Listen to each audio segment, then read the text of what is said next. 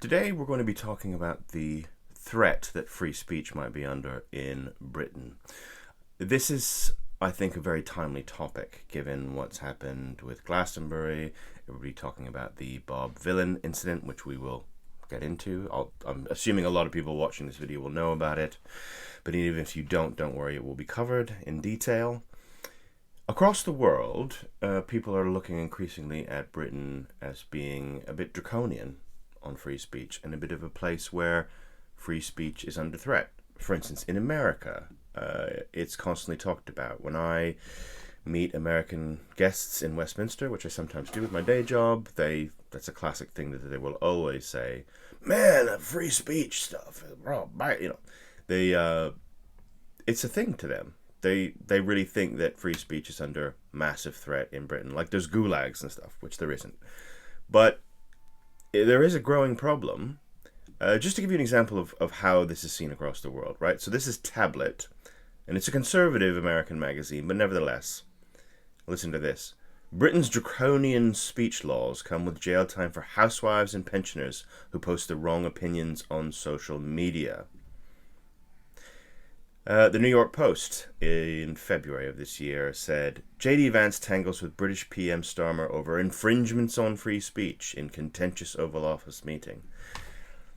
Now, some of you might just think this is the Yanks popping off. I don't think it is, actually. I think we really have a problem.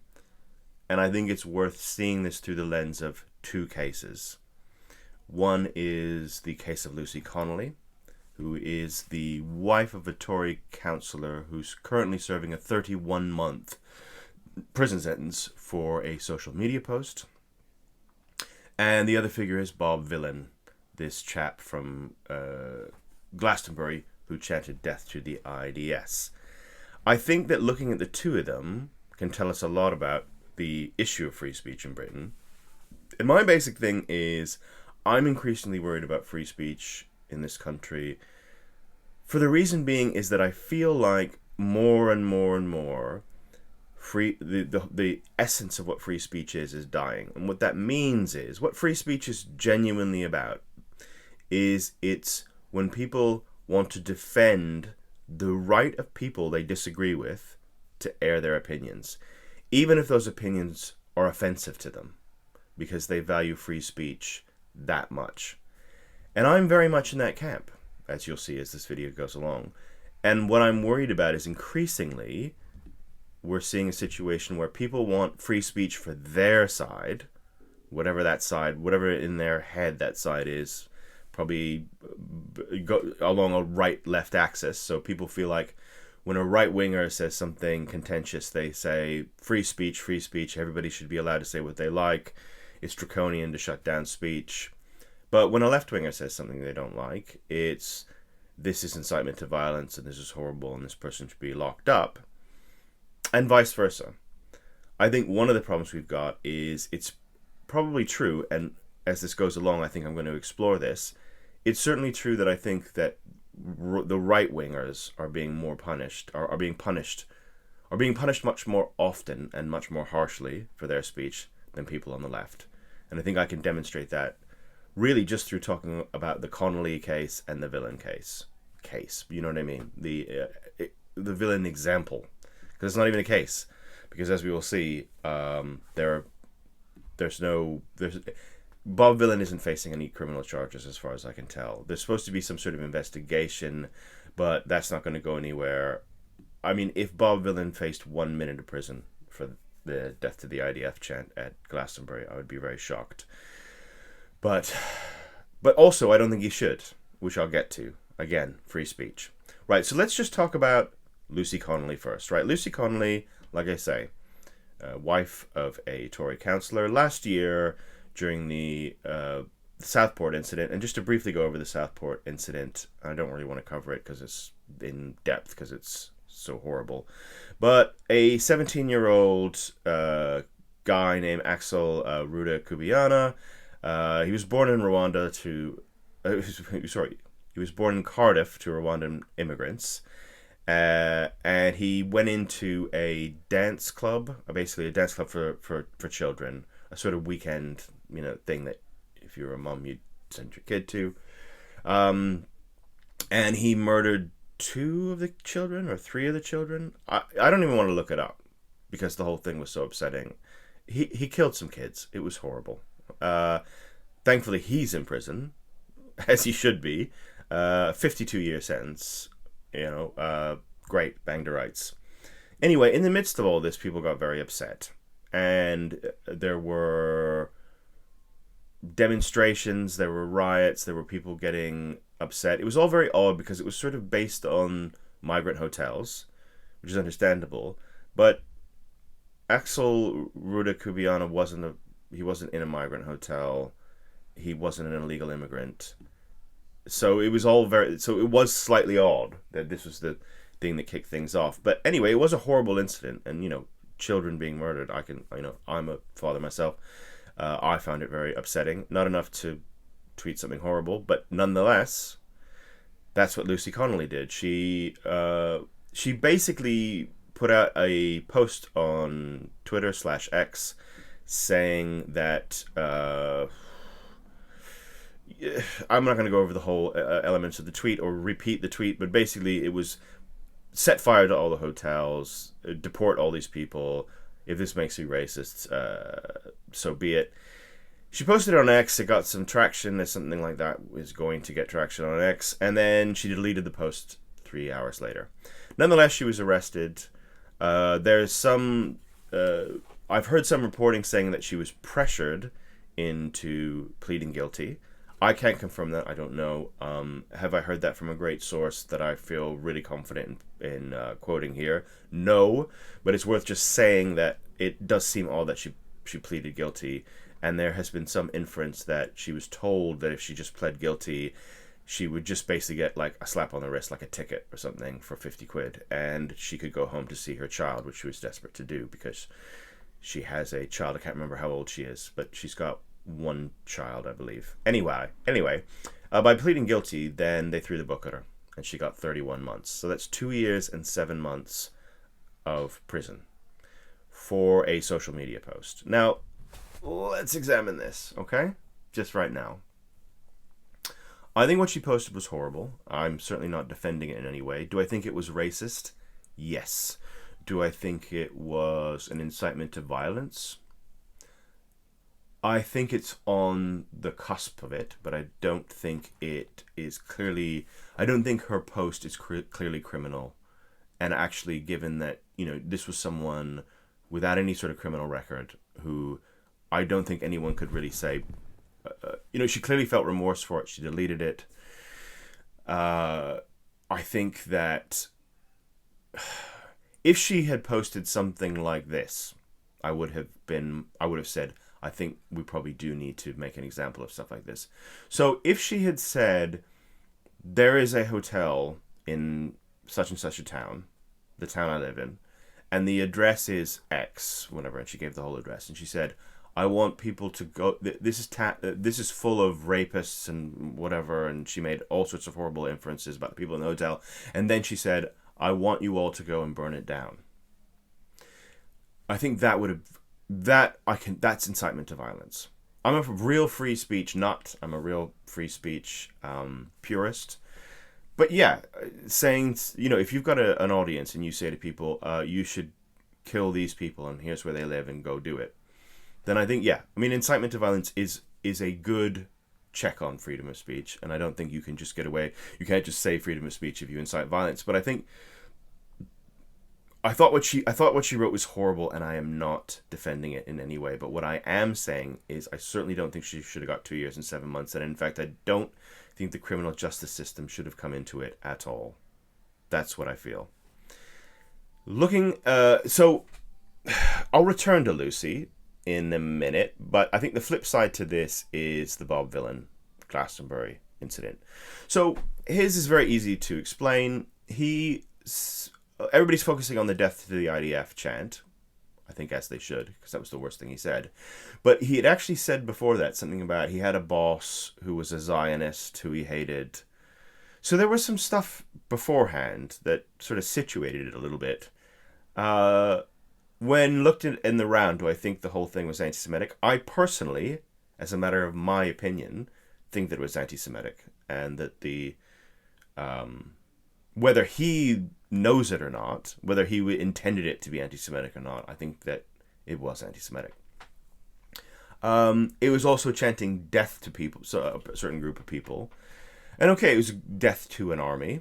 I take that point that some people on the left have made, but nevertheless, we're in a very heated situation where there's a lot of anti-Semitism going around. So saying death to some people who, without question, we know are Jewish, again, I think it's pretty bad, and I would not defend it. And I think his comments on stage were awful, and I think stuff like, his American tour being cancelled is like, that's fair desserts. I think that is, I fully support that. But again, some people are calling for his arrest. This is this thing that's happening, right? So if you look at, so for instance, there's a Daily Mail front page. I think it was yesterday. It must have been actually yesterday. And the headline was, BBC chiefs should face charges over Glastonbury. So not only should Vylan go to prison, right? But the BBC people at the BBC who broadcast his death to the IDF and all that, they should be arrested. They should be in prison. That's insane. Like, I'm really sorry, but now we're really into nutty territory, and actually gets to the key, it gets to the essence of what I'm talking about here, which is that basically we've just lost all perspective on this. We really have. And this is the road you go down when you start imperiling free speech. You say these people should be arrested, and then that's not enough, and you say these people should be arrested, and that's not enough. You say these people should be arrested. This is this, and it never ends, right? What's better to do is to say, look, under anything but the most extreme set of circumstances, we are not going to involve the criminal justice system in matters of speech, either in public, on a stage, on social media. We're just not going to do it. This isn't a matter for the police. And I think if we hold to that idea, I think that's where we don't end up in a terrible place where we're calling for the arrest of people at the BBC to be arrested. I mean, look, I'm really sorry. Hate the BBC or love the BBC, whatever. But if you're, again, just think about it. If you're calling for people on the BBC to be arrested because they broadcast this thing, that's going to open you up to everything else. That's going to go way beyond the mainstream media. In fact, the mainstream media are probably going to be affected by it way less if we start doing that kind of thing. The people who are really going to get it are people on YouTube or wherever else, or alternative media sources, because they're much easier to go after. This is the thing you have to understand. If you're whatever, you hate the BBC and you think, oh, these people on the BBC should be arrested for posting this anti-Semitic stuff, or for letting this anti-Semitic stuff go broadcast to the nation. Okay, well, if those people are going to be shut down, trust me, the YouTubers are going to be shut down. And actually, the right, as we've already seen, as I've made the point of, Lucy Connolly is in prison, right? Bob Vylan's not going to prison. This is always going to affect the right, almost certainly more than the left. At least anytime soon, certainly, particularly within this parliament. So asking for people to be arrested for speech when you're trying to say, if you're basically saying all these right-wing people, they shouldn't go to prison for things they've said. But then when it comes up on the other side and someone left-wing says something really horrible and stupid or whatever, and you immediately jump in with, they should be in prison, we should be arresting them. You just don't understand the damage that you're doing, I think, to your whole case. And that's my big thing, is I'm a free speech advocate. I don't think Lucy Connolly should be in prison. I don't think Bob Vylan should be in prison. I don't think Kneecap. I don't think they should be in prison. I don't think we should be imprisoning people for stuff they say, unless it's so obviously incitement, it's so without question incitement, that we don't really have a choice. And I think the bar for that should be really, really high. That's what I think. Just when we're putting people in prison for really disgustingly hateful, stuff on, we should have the right to offend. We should have the right to say, some things that are like not great. That's the whole point of free speech. I come back to that again and again. I want to close on this. There's a left-wing activist, what's her name? Dr. Maz Shobaminu? Sorry if I've really buggered up her name. I didn't do that intentionally. Anyway, she said something that I thought was really interesting. She said that making Lucy Connolly a flag bearer or a champion for free speech, this is people asking for the right to be racist. And here's the thing. I think people do have the right to be racist. Not because I'm a racist or I hate racism. I think racism's awful. I would like to see racism completely eliminated from society. But you know the way to not do that is to shut down on speech. People do have the right to be racist. Yeah? It's not a criminal offense. It's horrible, and it's really bad, and we should call it out. And when it happens, we should say, that's racism. But I want to give you an example. I want to give you the problem with this kind of gets to it, which is the right to be racist. And I've just thought about an incident that really highlights how difficult it is to criminalize the idea of racism. Okay? So here it is. I wrote a book. This is a few years back. This is like 2020, 2021. Anyway, I wrote a book, and it came out. It was a fiction book. It doesn't really matter what it is. We don't really need to get into it. It's not important to the story. Anyway, I put out this fiction book, and I didn't tend to read a lot of the reviews, but I read one because it was quite long and detailed, which was rare. It was a book blogger. You know, they had a thing. They had their own website, and they put it out, and they said, this book is racist. At one point, they said, what's really terrible about this book is that it's racist. So my book was racist. And they didn't elaborate in any way on why it was racist or what bit of it was racist or give any examples of the racism in the book. So, first time ever, I would never really get in touch with someone who did a review of one of my books, particularly a bad review. I just think that's really in bad taste when you're a writer and someone writes a bad review and then you go after them saying, why did you give me a bad... You put something out, people are going to give it bad reviews, and you just have to live with that. But I was just interested in the idea that it was racist, that someone had said, this is racist. So a piece of my work was racist. So I just emailed and said, can you tell me, you mentioned in your book review that, my book was racist. Can you tell me what was racist? Can you give me an example of the racism? Because I was genuinely interested, because, maybe I put something in that I didn't think enough about, and maybe I did put something racist in. We can all do things, particularly when we're writing fiction and we're making things up, we're using our imagination. Maybe something comes out that's dark and really bad, and I don't want to be a racist, so I wanted to know, I wanted an example of my own racism so that I could not do it again, if that makes sense. So the person came back and said, well, it wasn't really a specific thing, it was just the overall tone of the book, and it was very vague. And I just said, okay, I just feel like, given that you've said it's racist, there has to be something in it that you could identify as being racist, even if it was a sentence or whatever. Fine, you think it's spread all over the book, but if it's spread all over the book, it should be really easy to give me one example. And then he finally just said, well, no, all I meant by it being racist was, I just didn't really like it, and I thought it was a bit right-wing. I'm bringing up this story because we've actually devalued the word racist, right? If you go back 15 years, racist really meant something. If someone called you a racist, it was a big deal, because that meant, like, oh, you were actually racist. Like, you actually were prejudiced against people based on their ethnicity. We've come to a point now where I think with a lot of particularly Gen Z people, racist just means bad. It's like another word for, like, whack, or whatever. They don't use whack anymore, but you know what I mean, like whatever the modern equivalent of whack is. Sus. It's just another word for this sucks. It doesn't actually have any, like, of the meaning that I would put into what racism is, as in, this is prejudice against people based on their ethnicity. So given that we can't even, like, really define the word anymore, and I think that a lot of that's come from stuff like, Robin DiAngelo, white fragility, all that, black people can't be racist, only white people can be racist.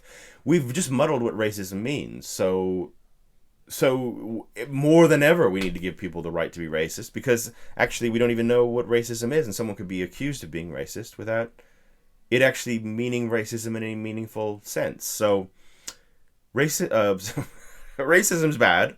Let's be clear about that. And free speech is absolutely vital. And people shouldn't be in prison for saying things on social media or on a stage, unless it's really, really, really extreme. And as bad as the things that Bob Vylan said, and as bad as the things that Lucy Connolly said are, and I'm not in any way defending anything they had to say, I would call out both of them for saying terrible things, right? It's not criminal. They shouldn't be in jail. Anyway, on that note, I will close. Thank you for watching. My name's Nick Tyrone. I'm neoliberal centrist dad. If you like this, and assume if you got this far, you probably do. If you can like the video, if you can subscribe to the channel, I'd really appreciate it. And I will join. I'll see you next time for more shits and giggles. Thanks, guys.